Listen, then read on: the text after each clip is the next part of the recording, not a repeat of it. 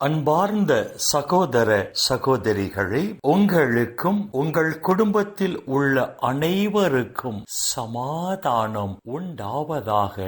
ஆமென். அன்பார்ந்த சகோதர சகோதரிகளே, இன்றைய நாளின் தியானத்திற்காக நாம் எடுத்துக்கொண்ட இறை வார்த்தை புனித பவுல் கொரிந்தியருக்கு எழுதிய முதல் திருமுகம் 15ஆம் அதிகாரம் 53வது இறை வார்த்தை. ஏனெனில் அழிவுக்குரிய இந்த உடல் அழியாமையை அணிந்தாக வேண்டும், சாவுக்கு உரிய இந்த உடல் சாகாமையை அணிந்தாக வேண்டும் என்று புனித பவுல் இங்கு எழுதுகிறார். சாவுக்குரிய இந்த உடலோடு, அழிவுக்கு உரிய இந்த உடலோடு நாம் விண்ணக ராஜ்யம் செல்ல முடியாது. ஏனென்றால் விண்ணக ராஜ்யத்தில் வாழுகிற தந்தையாம் கடவுள் சாகா தன்மையில் வாழ்ந்து கொண்டிருப்பதால் அவரோடு நித்தியத்திற்கும் வாழப்போகிற நாம் சாகா தன்மையை அணிந்த உடலோடு அங்கு சென்று அவரோடு வாழ வேண்டும் என்ற ஒரு அழகான கருத்தை புனித பவுல் இந்த இறை வார்த்தைகளில் பதிவு செய்கிறார். எக்காலம்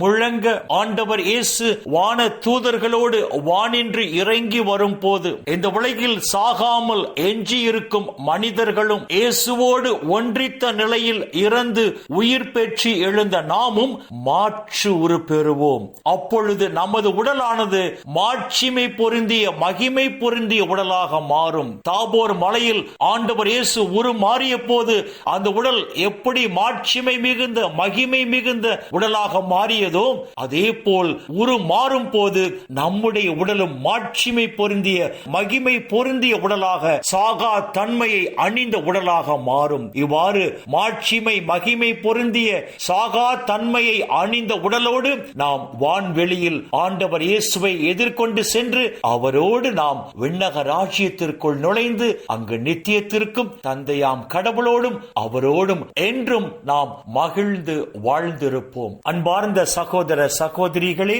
ஆண்டவர் இயேசுவோடு ஒன்றித்த நிலையில் இறந்த மனிதர்கள் உடல்தான் மாற்றூறு பெற்று சாகா தன்மையை அணிந்த உடலாக விண்ணக ராஜ்யம் செல்லும். ஆனால் ஆண்டவர் இயேசுவோடு ஒன்றித்து வாழாமல் அவரோடு ஒன்றித்த நிலையில் சாகாமல் உயிர் பெற்று எழும் மனிதர்கள் உடல் மாற்று உரு பெறாது. மாறாக அவர்கள் அழிவுக்குரிய இந்த உடலோடு நரகத்திற்கு சென்று அங்கு நித்தியத்திற்கும் வேதனையை அனுபவிப்பார்கள்.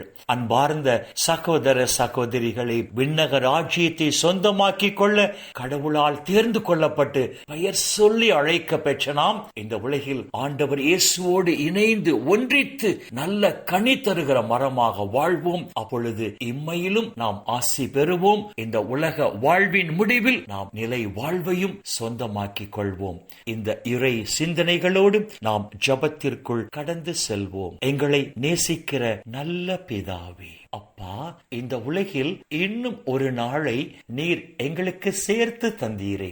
உம்முடைய கிருபைக்கு நன்றி சொல்லுகிறோம். ஆண்டவர் இயேசுவோடு ஒன்றித்த நிலையில் இறந்து உயிர் பெற்று எழுந்த மனிதர்கள் தான் மாற்று உரு பெற்றவர்களாக விண்ணக ராஜ்யம் செல்வார்கள், மற்றவர்கள் அங்கு செல்ல முடியாது என்று சொல்லி உம்முடைய உயிருள்ள வார்த்தைகள் வாயிலாக எங்களோடு பேசினீரே. அப்பா, உமக்கு நன்றி சொல்லுகிறோம். விண்ணக ராஜ்யத்தை சொந்தமாக்கிக் கொள்ள உம்மால் தேர்ந்து கொள்ளப்பட்டு பெயர் சொல்லி அழைக்க பெற்ற நாங்கள் ஆண்டவர் இயேசுவோடு இணைந்து வாழும் போது அப்பா, எந்த உலகிலும் தேவரீர் எங்களை ஆசீர்வதித்து இந்த உலக வாழ்வின் முடிவில் நிலை வாழ்வையும் எங்களுக்கு பரிசாக தருவீராக. அப்பா பிதாவே, இந்த இறை செய்தியை கேட்கிற எல்லா மக்களையும் அவர்கள் குடும்பங்களையும் விண்ணக ஒளி பீடத்திலிருந்து தேவரீர் நிறைவாக ஆசீர்வதிப்பீராக. அப்பா பிதாவே, இந்த இறை செய்தியை கேட்கிற உம்முடைய பிள்ளைகள் உம்முடைய நிறைவான ஆசீரால் மன நிறைவோடு, மன மகிழ்ச்சியோடு, மன அமைதியோடு, நலமோடு வாழ கிருபை செய்வீராக. இயேசுவின் பரிசுத்த நாமத்தில் ஜெபிக்கிறோம் நல்ல பிதாவே. ஆமென், ஆமென், ஆமென்.